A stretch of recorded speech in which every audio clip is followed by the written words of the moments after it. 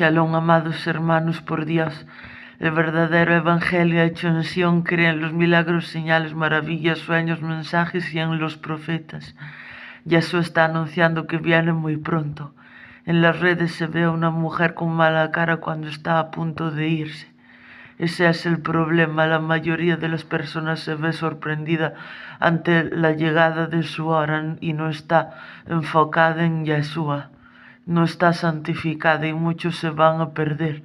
La Biblia enseña que uno se quedará y el otro se irá con Yeshua. El lago de fuego no ha sido preparado para ti. Lo que sí ha sido preparado para ti es el banquete de las bodas del Cordero de Apocalipsis capítulo 19.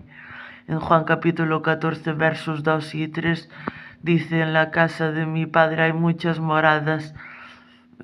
Si así no fuese, ya os lo hubiera dicho. Voy pues a preparar lugar para vosotros, y si me fuereis y os prepararé lugar, vendré otra vez y os tomaré a mí mismo, para que donde yo voy estoy, vosotros también estéis.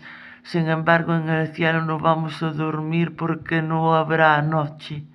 Sin embargo, en el cielo sí vamos a reinar, porque así lo dice la Biblia en Apocalipsis 22:5. No habrá allí más noche, y no tienen necesidad de luz de lámpara ni de luz de sol, porque Dios el Señor los iluminará y reinarán por los siglos de los siglos. Amén. Que Dios te bendiga y te guarde, que Dios haga resplandecer su rostro sobre ti y te muestre su shalom.